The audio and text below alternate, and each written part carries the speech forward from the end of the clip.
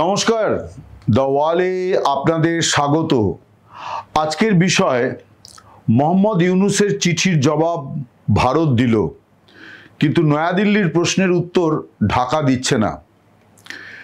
এই যে বিষয়টা আপনাদের বললাম, এটাই এখন একটু একটু করে আপনাদের সামনে ব্যাখ্যা করব যে মোহাম্মদ ইউনূসের কোন চিঠির জবাব ভারত দিয়েছে।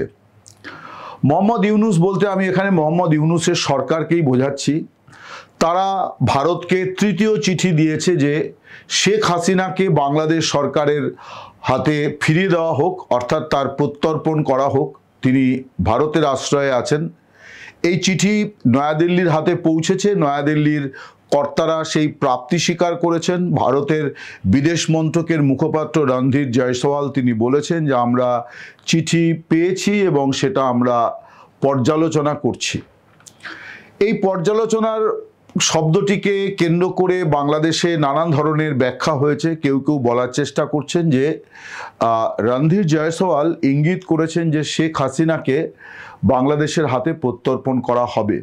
কিন্তু আমি ইতিপূর্বে একটি ভিডিওতে আপনাদের সামনে বলেওছি যে রণধীর জয়সওয়াল তিনি একজন কূটনীতিক আমলা। তারা এইভাবেই কথা বলেন, অর্থাৎ তাদেরকে এইভাবেই বলতে হয়, কারণ তারা নির্বাচিত জনপ্রতিনিধি নন, তারা মন্ত্রী নন।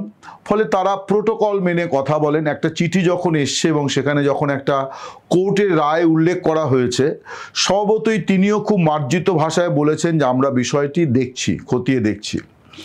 এর মানে এই নয় যে ভারত বা শেখ হাসিনাকে প্রত্যর্পণের জন্যে ওই চিঠির খুঁটিনাটি বিচার বিশ্লেষণ করছে।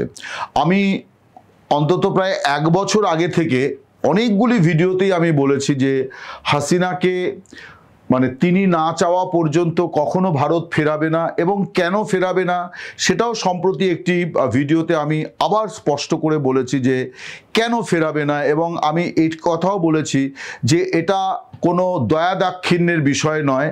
এখানে ভারত রাষ্ট্র, ভারত সরকারের অনেক স্বার্থের প্রশ্ন আছে যে শেখ হাসিনাকে ফেরালে ভারতের কি কি ক্ষতি আছে, সেই ক্ষতির দিকগুলোও কিন্তু ভারত সরকারকে বিবেচনায় রাখতে হচ্ছে।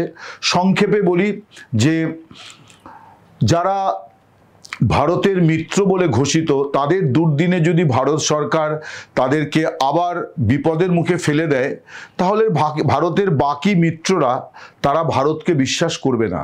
ফলে ভারত সরকার শেখ হাসিনাকে এই সরকারের হাতে বা আগামী দিনেও যে সরকার আসবে তারা যদি এই সরকারের মতনই আচরণ করে, তাহলে শেখ হাসিনাকে তারা ফেরাবে না।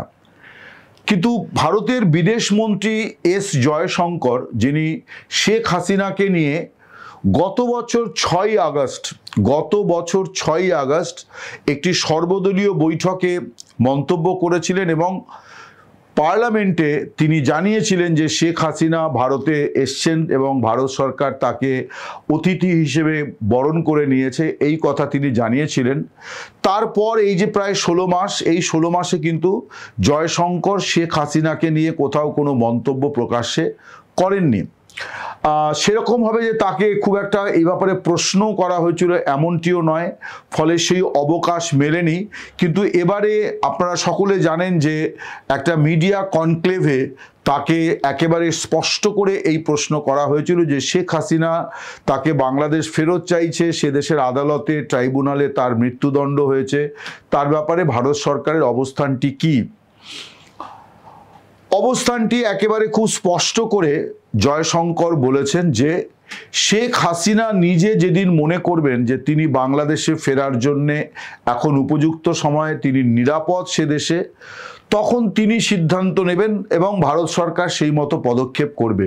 অর্থাৎ ভারত সরকার যে শেখ হাসিনাকে ফিরে যেতে বলবে, ফেরাবে, এই বিষয়গুলি যে আদৌ কোনো সম্ভাবনা নেই, এটা জয়শঙ্কর, তিনি ভারতের বিদেশমন্ত্রী, তার মানে এটা ভারত সরকারের সিদ্ধান্ত, ভারত রাষ্ট্রের সিদ্ধান্ত তিনি জানিয়ে দিলেন। লিখিত চিঠির জবাব ভারত সরকার দেবে কিনা আমি জানি না, কিন্তু চিঠির জবাবটা কি হতে পারে সেটা জয়শঙ্কর স্পষ্ট করে বলে দিয়েছেন যে শেখ হাসিনা তিনি ঠিক করবেন যে তিনি দেশে ফিরবেন কিনা। এবং জয়শঙ্কর আরও যে কথাটি বলেছেন যে কেন শেখ হাসিনা এখানে স্টে করছেন এই জন্যে যে পরিস্থিতির কারণে তিনি দেশ ছেড়েছিলেন সেই পরিস্থিতির কোনো গুণগত পরিবর্তন বাংলাদেশে হয়নি। অর্থাৎ শেখ হাসিনা মৃত্যুর মুখে তাকে বাধ্য করা হয়েছিল দেশত্যাগ করতে, সেই যে তিনি দেশ ছেড়ে চলে এসেছিলেন, তারপর বাংলাদেশের পরিস্থিতির এমন কোনো গুণগত পরিবর্তন হয়নি যেখানে শেখ হাসিনা মনে করতে পারেন যে আমি দেশে ফিরলে ন্যায় বিচার পাবো, আমার যদি কোনো অপরাধও হয়ে থাকে তাহলেও আমার প্রতি বিচার, আমি ন্যায্য বিচারের মুখোমুখি হতে পারবো, এই রকমটি পরিস্থিতি নেই। এবং সেটা যে নেই তার সবচেয়ে বড় দৃষ্টান্ত হচ্ছে এই ট্রাইব্যুনালের রায়, যেখানে শেখ হাসিনার অনুপস্থিতিতে আত্মপক্ষ সমর্থনের সুযোগ না দিয়ে একজন ব্যক্তিকে, একজন সাবেক প্রধানমন্ত্রীকে মৃত্যুদণ্ডের মতো কঠোরতম সাজা দেওয়া হয়েছে। অথচ যে তথ্য প্রমাণগুলির ভিত্তিতে এই মৃত্যুদণ্ড ঘোষণা করা হয়েছে সেগুলি যে কোনো আইনের ছাত্র সেটা পড়লেই বুঝতে পারবে যে এগুলি সবই অত্যন্ত হাস্যকর সাজানো নাটক। এবং এই ট্রাইব্যুনালের রায় আমার ধারণা আগামী দিনে পৃথিবীর অনেক দেশেই পড়ানো হবে, শুধুমাত্র এই কারণে যে আইন কানুন নিয়ে, বিচার ব্যবস্থাকে নিয়ে কত রকম ছেলেমানুষি করা যায়, কত রকম প্রতিহিংসা করা যায়, কত রকমভাবে সেটাকে নিয়ে একটা বেআইনি কারবার করা যায়, অর্থাৎ আইনকে কিভাবে বেআইনিভাবে প্রয়োগ করা যায়, এর দৃষ্টান্ত নিশ্চয়ই আইনের স্নাতকদের, আইনের ছাত্রদের পড়ানো উচিত। হয়তো পড়ানো হয়, আমার ধারণা যদি পড়ানো হয় তাহলে এই যে জাজমেন্টটা, অর্থাৎ ট্রাইব্যুনালের যে জাজমেন্ট শেখ হাসিনা এবং আসাদুজ্জামান খান কামালকে নিয়ে, আমার ধারণা এই রায়ও সেখানে পড়ানো হবে। এই জন্যে পড়ানো হবে যে আইনকে কিভাবে পদদলিত করা যায় তার দৃষ্টান্ত হিসেবে পড়ানো হবে। এখন আমি তো পরিষ্কার করে বলে দিলাম যে ঢাকার চিঠির জবাব, বাংলাদেশের চিঠির জবাব, অর্থাৎ ইউনূস সরকার যে চিঠি পাঠিয়েছে শেখ হাসিনাকে ফেরত চেয়ে, তার জবাব ভারতের বিদেশ মন্ত্রী দিয়ে দিয়েছেন। অর্থাৎ শুধুমাত্র এই ব্যাপারে প্রধানমন্ত্রীর মুখ খোলা বাকি। প্রধানমন্ত্রী অবশ্যই এই বিষয় নিয়ে কখনোই প্রকাশ্যে মুখ খুলবেন না, এটাও আমি দায়িত্ব নিয়ে বলতে পারি, কারণ তিনি ভারতের প্রধানমন্ত্রী, তার আরও অনেক বিষয় নিয়ে ভাবনা চিন্তা করার আছে, তিনি এই বিষয়ের মধ্যে ঢুকবেন না। এবং এটা ভারত সরকারের সিদ্ধান্ত, তার সিদ্ধান্তই জয়শঙ্কর জানিয়েছেন। কিন্তু আমার আজকের আলোচনার দ্বিতীয় যে বিষয়টি, সেটি হচ্ছে যে নয়াদিল্লির প্রশ্নের জবাব কিন্তু ঢাকা দিচ্ছে না। নয়াদিল্লির প্রশ্নটা কি? নয়াদিল্লির প্রশ্নটি হচ্ছে এই যে বাংলাদেশে যারা আওয়ামী লীগ বিরোধী শক্তি এবং বর্তমান সরকারের কর্তা ব্যক্তিরা, তারা বলছেন যে শেখ হাসিনার বিগত 15 বছরের শাসনে অনুষ্ঠিত 3টি নির্বাচন, তার মধ্যে বিশেষ করে 2018 এবং 2014 নির্বাচন, সেখানে ভারত সরকারের ভূমিকা ভালো ছিল না এবং ভারত সরকারের প্রশ্রয়ে শেখ হাসিনা বাংলাদেশে এই রকম অন্যায় অবিচারের নির্বাচন করতে পেরেছেন, যেটা আদৌ কোনো সুষ্ঠু নির্বাচন ছিল না। এই ব্যাপারে শেখ হাসিনা, আওয়ামী লীগ এবং ভারতকে একই সঙ্গে কাঠগড়ায় তোলা হচ্ছে এবং বাংলাদেশের বিএনপি, জামাত থেকে শুরু করে অন্যান্য অনেক দল এবং বর্তমান সরকারের কর্তা ব্যক্তিরা বারে বারে বলে থাকেন যে হাসিনার এই যে নির্বাচন, যেখানে বিএনপি বয়কট করেছে বা অন্যান্য দল বয়কট করেছে, অর্থাৎ নির্বাচনগুলি কোনোটাই অংশগ্রহণমূলক হয়নি, অন্তর্ভুক্তিমূলক হয়নি, ফলে এই নির্বাচনগুলি ভুয়া নির্বাচন এবং এই ভুয়া নির্বাচনের পেছনে ভারতের একটা বড় ভূমিকা ছিল, শেখ হাসিনাকে তারা সহায়তা করেছিল, মদত দিয়েছিল, এই অভিযোগগুলি করা হয়। আজকে বাংলাদেশে যে নির্বাচন হতে যাচ্ছে সেই নির্বাচনে আওয়ামী লীগ কিন্তু বিএনপির মতো বা জামাতের মতো আওয়ামী লীগ কিন্তু নির্বাচন বয়কটের ডাক দেয়নি। তাদের নেতারা দেশে থাকতে পারছেন না, তাদের কর্মীরা আত্মগোপনে আছেন, তারপরও আওয়ামী লীগ কিন্তু নির্বাচন বয়কটের ডাক দেয়নি, বরং তারা বলেছে আমরা যে কোনো সময় নির্বাচনে অংশ নিতে প্রস্তুত। কিন্তু তাদেরকে আইনের ইয়েতে, অর্থাৎ সন্ত্রাস দমন আইনে এই দলটির কার্যক্রম নিষিদ্ধ করে রেখে তাদের নির্বাচনী নিবন্ধন বাতিল করা হয়েছে, ফলে তারা নির্বাচনী ময়দানে নেই। অর্থাৎ জোর করে লাল কার্ড দেখিয়ে তাদের মাঠ থেকে বার করে দেওয়া হয়েছে। তারা কিন্তু নির্বাচন বয়কট করেননি। ফলে গুণগত ফারাক হচ্ছে যে 2014 বা 2018 বা 2024 এই যে সময়তে বিএনপি 2018 নির্বাচনে অংশ নিয়েছিল, 24-এ নেয়নি।